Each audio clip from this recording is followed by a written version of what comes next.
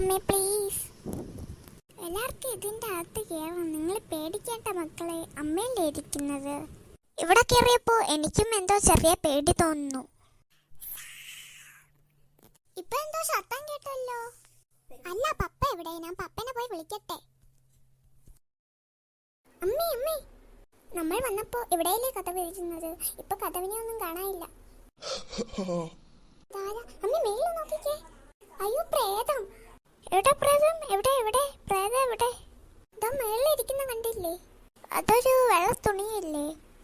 അതെ അതെ. ഞാൻ വെള്ളത്തുണിയല്ല, ഞാൻ പ്രേതമാണ്. നിങ്ങൾ എന്തിനാണ് ഇവിടെ വന്നത്? ഞങ്ങൾ ഇവിടെ ഒരു ദിവസത്തേക്ക് താമസിക്കാനാണ് വന്നത്. ഞങ്ങൾ നാളെ പോകും. പറ്റില്ല പറ്റില്ല.